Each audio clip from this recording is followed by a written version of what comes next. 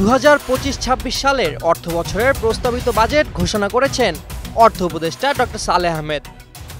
এই বাজেটে দ্বিতীয় স্বাধীনতার কারিগর জুলাই যোদ্ধাদের জন্য কিছু সুবিধা দেওয়া হয়েছে। এছাড়া ভাতা দেওয়া হবে বলেও এর আগে জানান প্রধান উপদেষ্টার প্রেস সচিব শফিকুল আলম।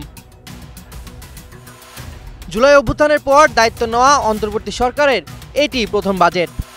স্বাভাবিকভাবেই এক ধরনের আগ্রহ রয়েছে মানুষের যে জুলাই যোদ্ধাদের পরিবার কি পেল। তবে সরকার নিরাশ করেনি বলে মনে করছেন সংশ্লিষ্টরা। তবে একটি সুবিধা নিয়ে বাজেটের সমালোচনা করতে দেখা গেছে অনেককে। বাজেটে জুলাই যোদ্ধাদের কর মুক্তি আয়সীমা 5,25,000 টাকা নির্ধারণ করা হয়েছে, কিন্তু মুক্তিযোদ্ধাদের করমুক্ত আয়সীমা অপরিবর্তিত রাখা হয়েছে। বর্তমানে মুক্তিযোদ্ধাদের করমুক্ত আয়সীমা 5 লাখ। এটি জুলাই যোদ্ধাদের চেয়ে 25,000 টাকা কম।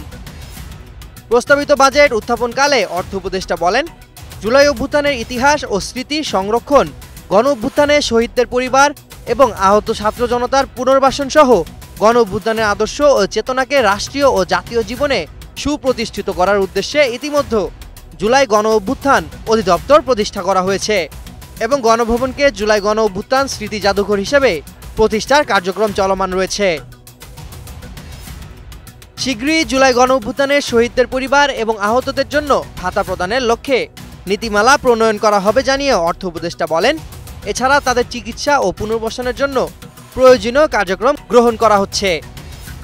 আগামী 2025-26 অর্থবছরে জুলাই গণ অভ্যুত্থানে শহীদদের পরিবার এবং আহতদের জন্য 405 কোটি 20 লাখ টাকা বরাদ্দ রাখার প্রস্তাব করছি।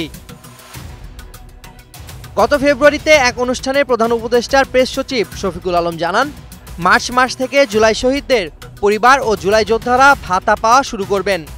এছাড়া এককালীন ভাতার অংশ আগামী জুন মাসের মধ্যে দেওয়া হবে, বাকি অংশ আগামী অর্থবছরে পরিশোধ করা হবে। অভ্যুত্থানে যাদের মৃত্যু হয়েছে তারা জুলাই শহীদ নামে অভিহিত হবেন, যারা আহত হয়েছেন তারা জুলাই যোদ্ধা হিসেবে অভিহিত হবেন। আহতদের 3টি ক্যাটাগরি করা হয়েছে। মেডিকেল কমিটির মাধ্যমে আহতদের অবস্থা পর্যালোচনা করে ABC ক্যাটাগরি করা হয়। গ্যাজেটভুক্ত জুলাই শহীদের সংখ্যা 834 জন। শহীদ পরিবার এককালীন 30 লাখ টাকা পাবেন। চলতি অর্থবছরের মধ্যে জাতীয় সঞ্চয়পত্রের মাধ্যমে 10 লাখ টাকা দেওয়া হবে। আগামী অর্থবছরে বাকি 20 লাখ টাকার সঞ্চয়পত্র দেওয়া হবে।